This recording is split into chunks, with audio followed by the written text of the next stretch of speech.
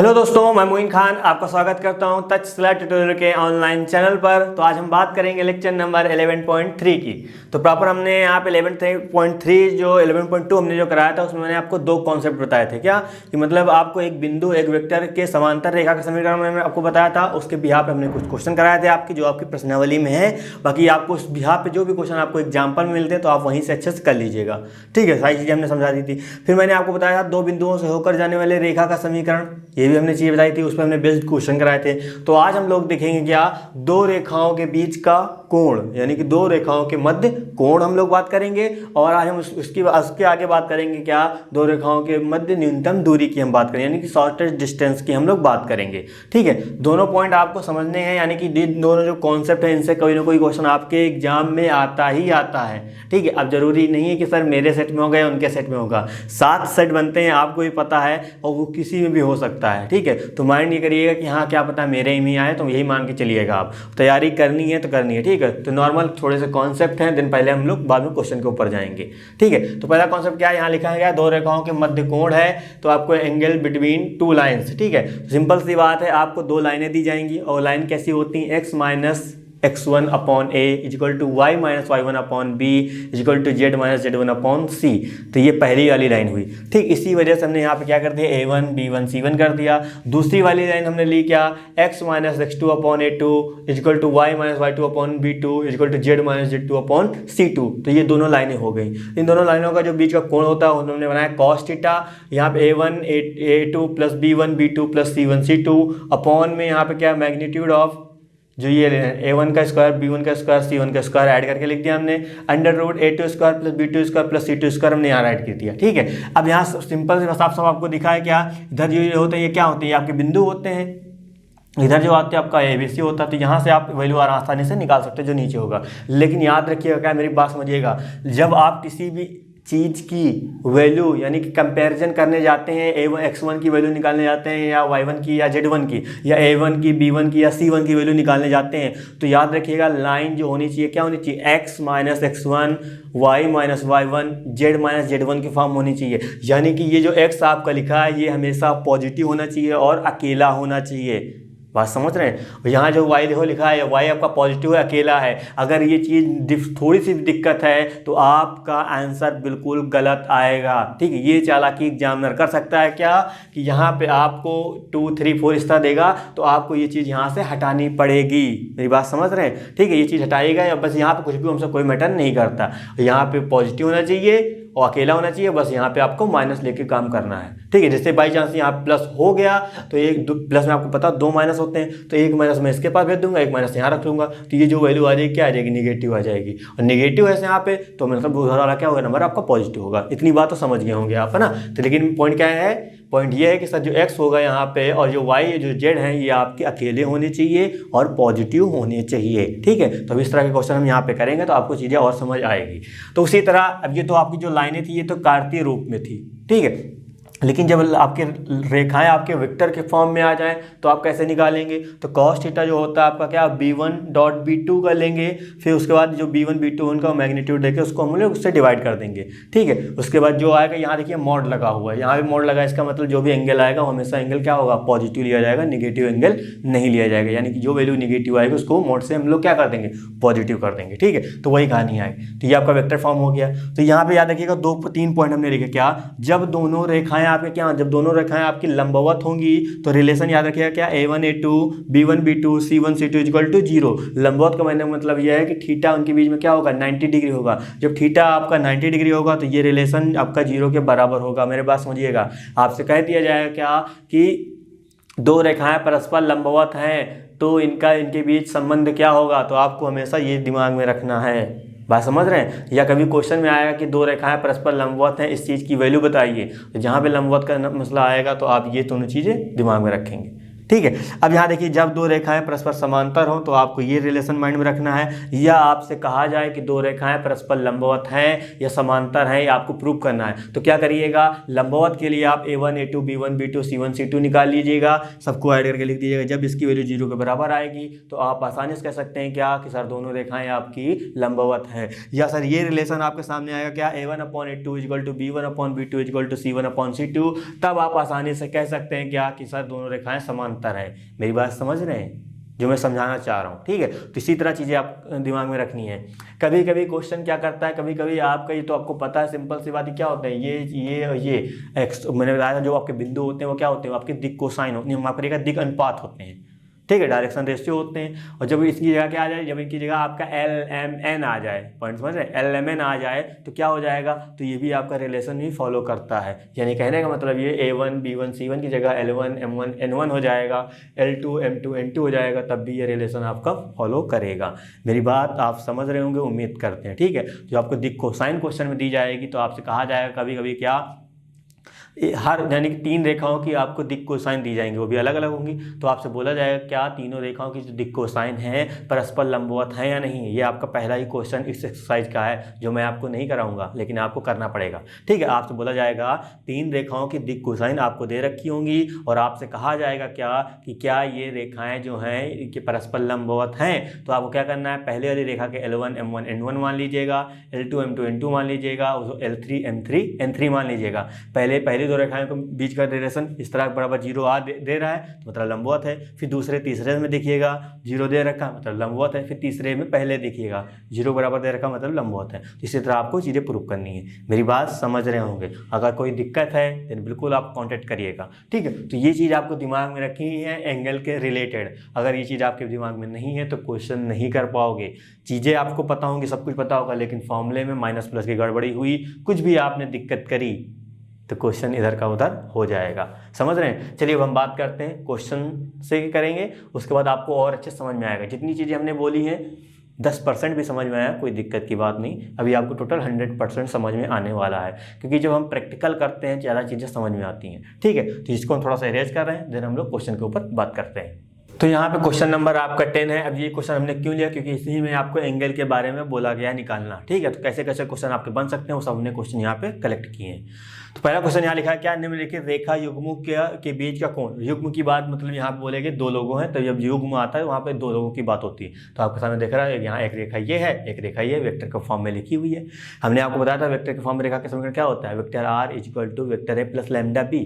तो vector A + λb ये आपका बिंदु होता था, ये आपका वेक्टर होता था। बात समझ रहे हैं। सारी चीज़ें मैं रिलेट करूँगा जो आपको मैंने स्टार्टिंग में बताया लेक्चर नंबर 1 में, ठीक है। तो यहाँ पे 2 रेखाएं हैं, इनके बीच का हमको कोण चाहिए। तो सिंपल सी बात है, जब हम यहाँ पे भी cos थीटा का जो हमने फॉर्मूला राइट किया था, वहाँ फॉर्मूला क्या था, तो उम्मीद करें आपको पता चल गया होगा। यानी कि फॉर्मूला क्या था, cos थीटा = मॉड में था, यहाँ था b1.b2 वो भी वेक्टर के फॉर्म में था, अपॉन में जो आपका b1 था उसका हमने लिया था कितना, मैग्नीट्यूड, और जो आपका b2 था उसका भी हमने लिया था क्या, मैग्नीट्यूड।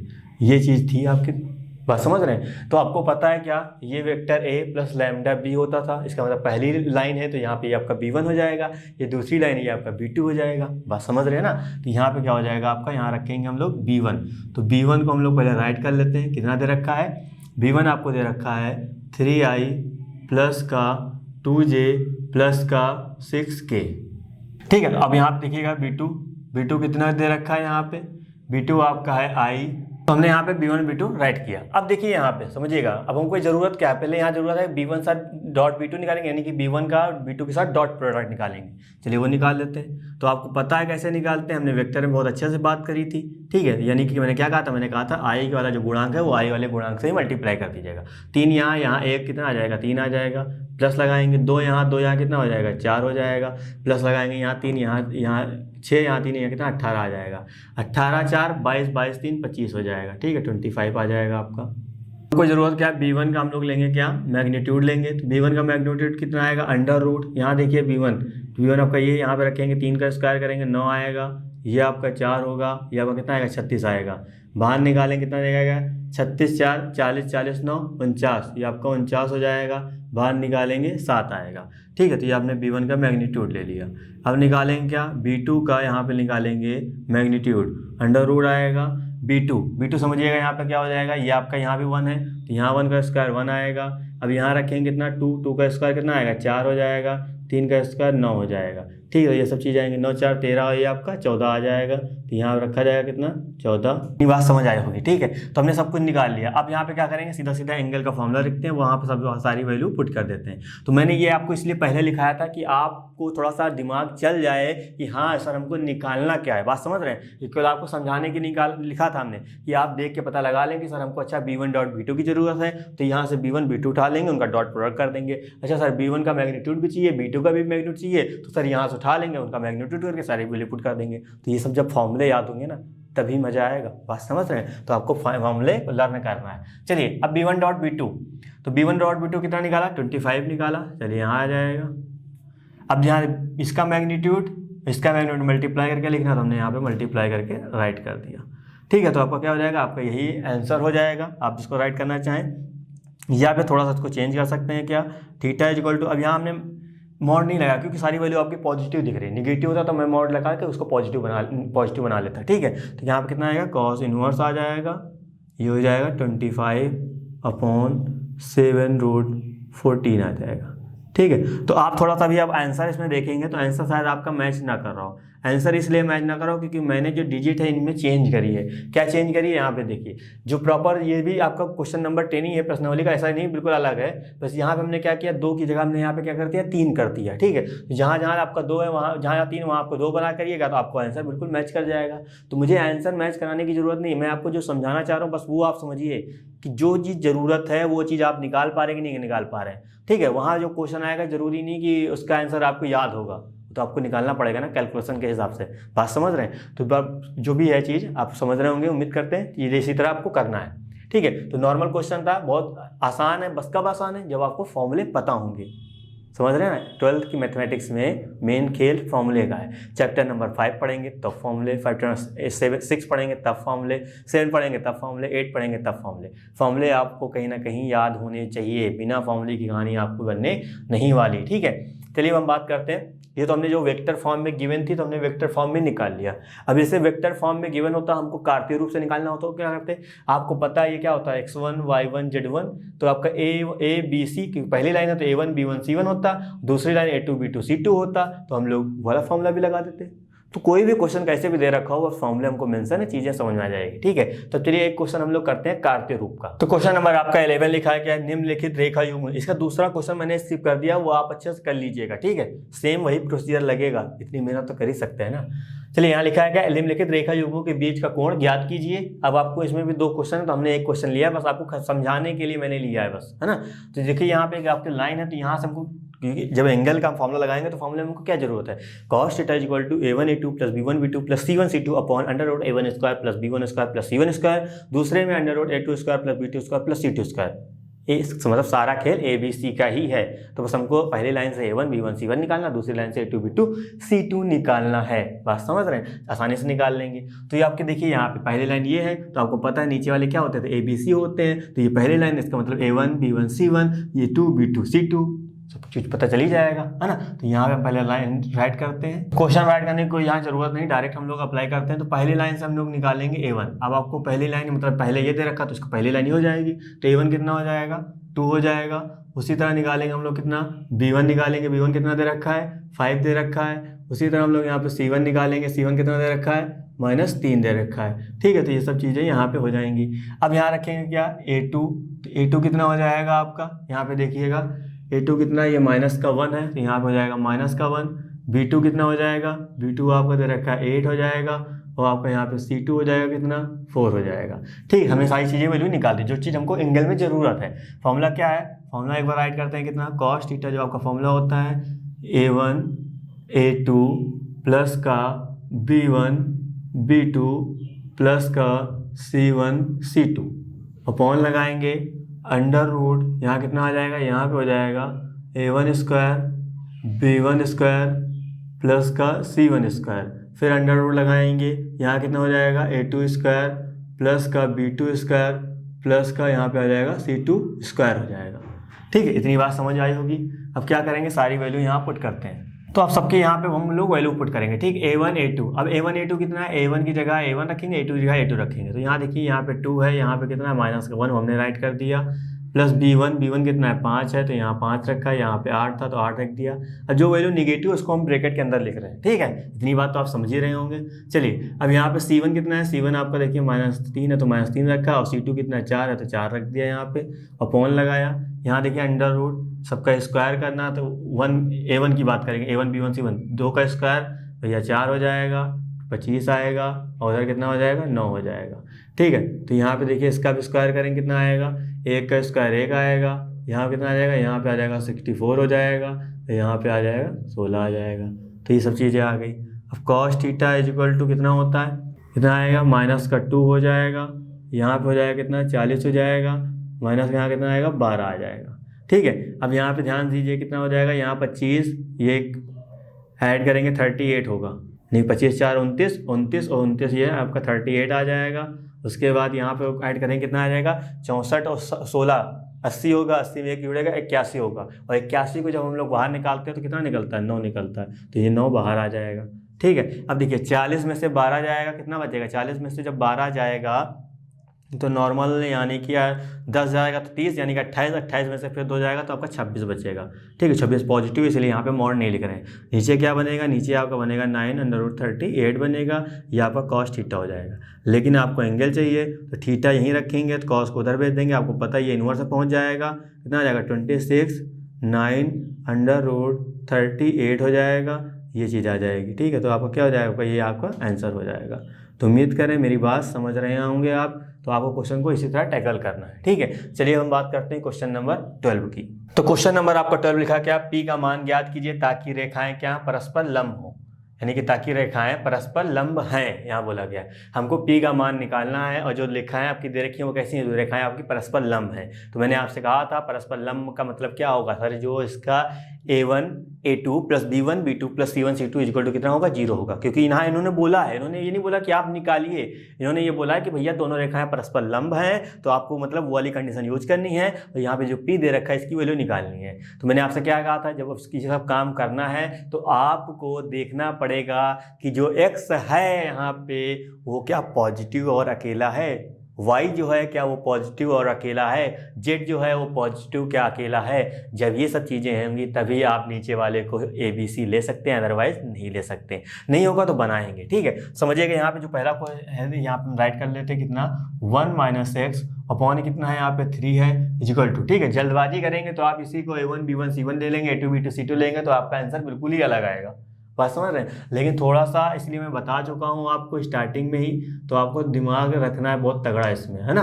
और चीज़ें इसी तरह आपके सामने दी जाएंगी, क्योंकि इतना आसान क्वेश्चन जब दिया जाएगा तो इसी तरह का होगा, इक्वेशन में ही ऐसा फंसाया जाएगा कि आप आसानी से फंस जाएंगे। लेकिन आपको सारी चीज़ें पता होंगी तो आपके लिए चुटकियों वाला खेल होगा, समझ रहे हैं ना मेरी बात। चलिए यहाँ पे कितना आएगा, Z - 3 आएगा अपॉन 2 हो जाएगा। अब देखिए यहाँ पे गड़बड़ कौन कौन सा चीज़ है, सर Z वाला तो बिल्कुल करेक्ट है, Z अकेला भी है और पॉजिटिव है, Z वाले को छोड़ो, यहाँ गड़बड़ है। और सर यहाँ भी गड़बड़ है, यहाँ क्या गड़बड़ सर, एक्स वाला अकेला है लेकिन पॉजिटिव निगेटिव है, तो क्या करें माइनस कॉमन ले लें। जैसे ही माइनस कॉमन लेंगे तो पॉजिटिव वाला निगेटिव हो जाएगा, निगेटिव वाला क्या हो जाएगा पॉजिटिव हो जाएगा। यहाँ क्या गड़बड़ सर, यहाँ 7 गड़बड़ है, तो 7 को बाहर निकाल लेते हैं। जिसे निकालेंगे यहाँ y बचेगा, यहाँ कितना बचेगा, यहाँ पे 2 बचेगा, और यहाँ कितना आ जाएगा 2p आ जाएगा। मेरी बात समझ रहे हैं, बस आपको यही खेल खेलना है, बहुत मज़ा आएगा, है ना। चलिए ये वाला कहाँ आएगा, नीचे आ जाएगा, कितना आ जाएगा x - 1 आ जाएगा, अपॉन में -3 हो जाएगा इक्वल टू, ये चीज़ अपॉन में आ जाएगी कितनी y - 2 हो जाएगा। और आपको पता है यहाँ ऊपर वाला नंबर जब यहाँ नीचे आता है तो कहाँ जाता है, ये इस तरह पहुँच जाता है, क्योंकि यही तभी तो उठ के ऊपर जाता है, ठीक है। यहाँ कितना आएगा Z - 3 अपॉन कितना हो जाएगा 2 हो जाएगा। इतनी बात समझ में आई। तो ये सब कहानी, अब आसानी से हमको चीज़ें मिल गई क्या। अब ध्यान से देखिए A1 कितना है, A1 आपका -3 है, B1 कितना है आपका, B1 आपका 2p/7 है, और C1 कितना है, C1 आपका 2 है। इतनी चीज़ें मिल गई। अब क्या करेंगे, अब दूसरी वाली लाइन लेते हैं। यहाँ लिखा 7 - 7x अपॉन कितना हो जाएगा, अपॉन 3p हो जाएगा इक्वल टू y माइनस का 5 हो जाएगा, अपॉन कितना हो जाएगा 1 हो जाएगा इक्वल टू 6 माइनस का यहाँ पर हो जाएगा z अपॉन हो जाएगा 5 दे रखा है, ठीक है, यहाँ होगा 5। देखो यहाँ पे गड़बड़ कौन कौन सा है, देखो y वाला तो बिल्कुल करेक्ट है क्योंकि सर y पॉजिटिव अकेला भी है, कोई टेंशन की बात नहीं। सर यहाँ गड़बड़ है, यहाँ क्या लें, यहाँ सर देखो 7 भी है, 7 को भी निकालना पड़ेगा और सर माइनस को भी निकालना पड़ेगा।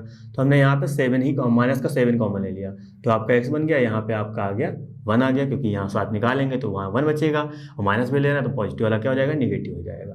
तो कितना आ जाएगा, यहाँ पर 3p हो जाएगा, इजिकल टू यहाँ पर कितना आ जाएगा, ये तो बिल्कुल करेक्ट है, इसमें कोई दिक्कत की बात नहीं है। यहाँ पे आ जाएगा, यहाँ माइनस कॉमन लेना पड़ेगा, तो यहाँ पे आ जाएगा z-6 आ जाएगा, और यहाँ पे आपका 5 हो जाएगा।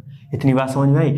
अब देखो इसको कैसे कन्वर्ट कर सकते हैं, तो ये चीज़ आपको पता नीचे आएगी, तो यहाँ पे कितना आ जाएगा, x-1 अपॉन यहाँ पे आ जाएगा 3p अपॉन 7 नेगेटिव, ये चीज़ हम यहाँ लगा देते हैं, इक्वल टू y-5 अपॉन कितना हो जाएगा, 1 हो जाएगा, इक्वल टू z-6 हो जाएगा यहाँ पे, अपॉन कितना हो जाएगा, अपॉन माइनस का 5 हो जाएगा, ठीक है। तो क्या हो जाएगा, ये आपका हो जाएगा a2 कितना दे रखा है, माइनस का 3p अपॉन 7 हो जाएगा, यहाँ पे आ जाएगा कितना, b2 हो जाएगा, b2 आपको 1 दे रखा है, यहाँ पे हो जाएगा c2 कितना दे रखा है, माइनस का 5 दे रखा है। तो हमने सारी वैल्यू यहाँ पे निकाल ली, ठीक है। अब यहाँ लिखेंगे क्या, अतः रेखाएं कैसी हैं भैया, परस्पर लंब हैं।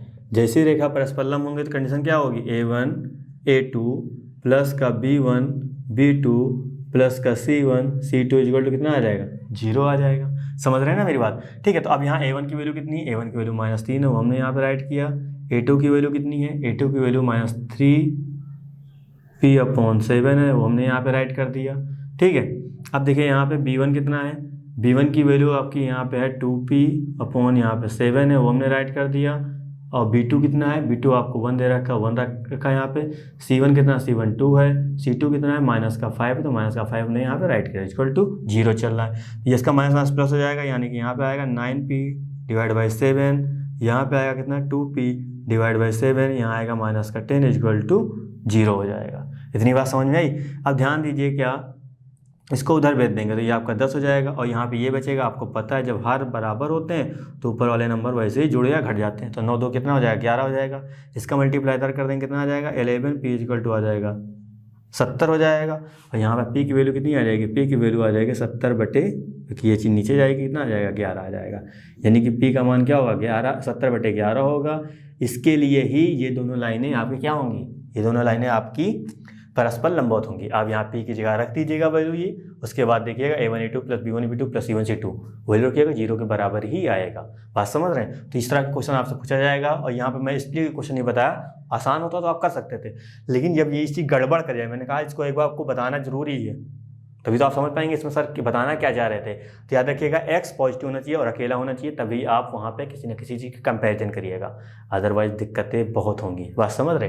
तो आपको समझ में आया होगा कि इसका सर एंगल का कॉन्सेप्ट क्या है। इसमें इसी तरह के क्वेश्चन आपसे पूछे जाएंगे, तो आपको इसी दिमाग में रखना है, ठीक है। अभी आपके सामने कहा जाए क्या, 2-3 चीज़ें क्या आपको दिमाग में रखना है कि जब सिंपल सी बात है, अभी देखो क्वेश्चन नंबर मैं सेकंड की बात कर रहा हूँ, आपकी जो एक्सप्रेशनावली का, वहाँ पे दिया जाएगा कि 2 बिंदुओं से होकर जाने वाले, फिर और 2 बिंदुओं से होकर जाने वाले रेखाएं क्या है, परस्पर लंबवत हैं। यानी कि पहले आप इन 2 बिंदुओं से आप एक लाइन बनाएंगे, जो मैंने आपको फॉर्मूला बनाया, इन 2 बिंदुओं से आप एक लाइन बनाएंगे, फिर दोनों जो लाइनें बन जाएंगी, जो a1 पहली लाइन का a1 b1 c1 होगा, दूसरी लाइन का a2 b2 c2 होगा, वैल्यू रखिएगा। दोनों value a1 a2 plus b1 b2 c1 c2 में रखिएगा। जब 0 के बराबर वैल्यू आ जाएगी, मतलब क्या हो जाएगी, इन दोनों पॉइंटों से, जो चारों पॉइंटों से जो 2 लाइनें आपकी बनी थी, तभी आप क्या होंगी, तभी आपकी लंबवत होंगी। बात समझ में आई। इस तरह कई क्वेश्चन आपके सेकंड थर्ड भी क्वेश्चन इसी तरह के हैं, तो आप अच्छे से कर लीजिएगा। समांतर वाला केस होगा तब भी आपको लाइनें पहले बनानी है, दोनों बिंदुओं से, 2 बिंदु से एक लाइन, 2 बिंदु से एक लाइन। जब लाइनें बन जाएंगे तो आप a1 a2 plus b1 b2 a1 b1 c1 निकालेंगे, a2 b2 c2 निकाल लेंगे। जब इससे निकालेंगे समांतर के लिए क्या होगा कंडीशन है, a1 upon a2 equal to b1 upon b2 equal to c1 upon c2, यानी कि सबकी जब वैल्यू बराबर होगी तभी आप कह सकते हैं कि रेखाएं कैसी हैं, समांतर हैं। तो ये काम कर लेंगे ना, आसानी से कर तो लेंगे ही, है ना। तो अब हम बात करेंगे न्यूनतम दूरी वाले कॉन्सेप्ट के ऊपर। तो ये कॉन्सेप्ट क्या है, 2 रेखाओं के मध्य न्यूनतम दूरी, ठीक है। बहुत बार क्वेश्चन पूछा जाता है, और कभी कभी आपके 5 मार्क्स का आता ही आता है, इससे कम तो आएगा ही आएगा नहीं। कभी कभी बहुत अच्छी किस्मत होगी तो 8 मार्क्स में आपको देखने को मिलेगा, ठीक है। लेकिन थोड़ा सा वहाँ पे चेंजेस होंगे, क्या होंगे, सब चीज़ें अभी बताई जाएंगी। अब देखो, इस पर से पहली बात पढ़ तो रहे क्या, न्यूनतम दूरी पढ़ रहे हैं, तो सीधा सीधा आपके पास 2 रेखाएं होंगी, तो आप सीधा सीधा कह देगा क्या, न्यूनतम दूरी निकालिए, जिससे यहाँ पे क्वेश्चन में लिखा हुआ है। कभी कभी क्या कह देता है, इस तरह दे देता है, यानी कि ये न्यूनतम दूरी हटा के बीच ये कहेगा आपको क्या, एस डी का मतलब होता है शॉर्टेस्ट डिस्टेंस। कभी कभी ये आपको दिया जाएगा, बात समझ, या तो न्यूनतम दूरी सीधा सीधा बोला जाएगा, या यहाँ पे एस डी लिखा होगा। एस डी का मतलब शॉर्टेस्ट डिस्टेंस होता है। तो आप इस तरह की जब लाइनें देखेंगे तो समझ जाएंगे कि यहाँ पे क्या त्रिविमीय ज्यामिति की यहाँ बात हो रही है, तो आसानी से अब आप ये फॉर्मूले पे चले जाएंगे। बात समझ रहे हैं मेरी बात, ठीक है। तो यहाँ पे ये भी आपका न्यूनतम दूरी या एस डी करके भी पूछा जा सकता है, ठीक है। तो आपका ये जो फॉर्मूला है ये तो डी है ही है, तो यहाँ पे आप इस तरह भी लिख सकते हैं एस डी करके।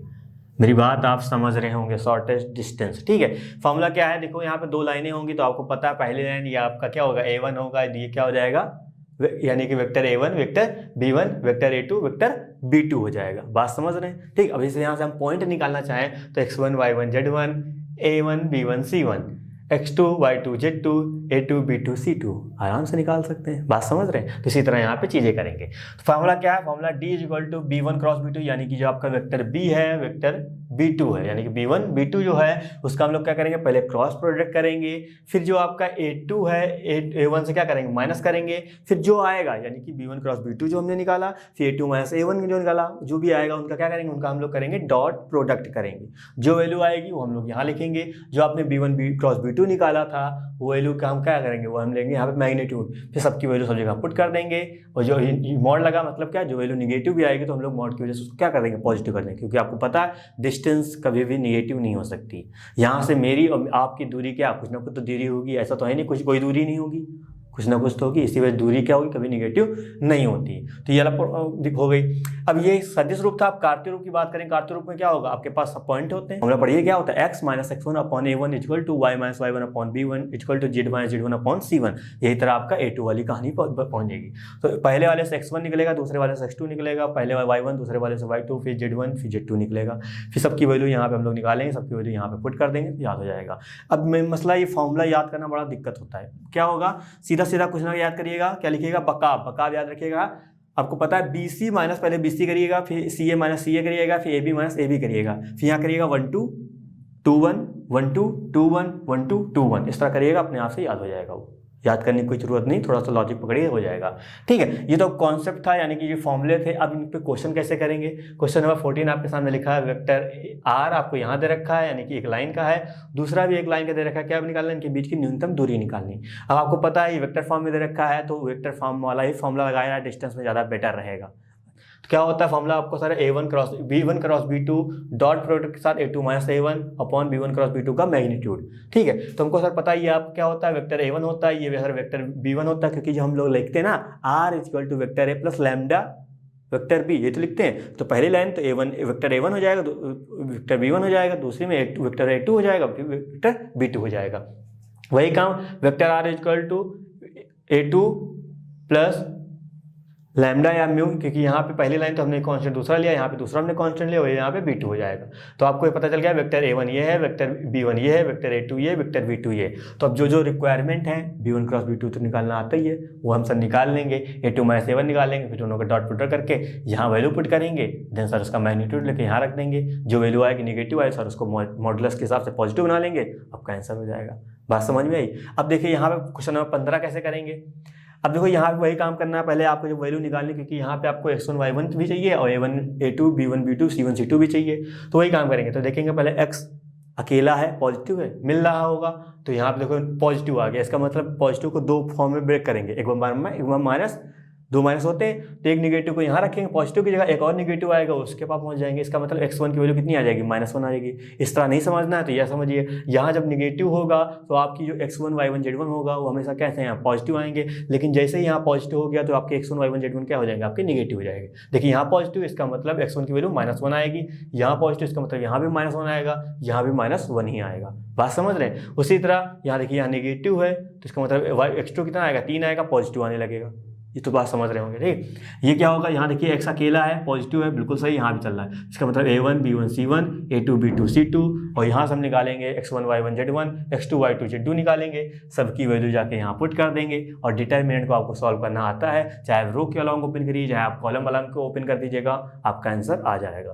तो ये फॉर्मेट आप करिएगा। आपको कोई परेशानी होती है, जो आपको नोट्स दिए जाते हैं उसमें चेकआउट कर लीजिएगा, लेकिन करिएगा अपने आप से, ठीक है।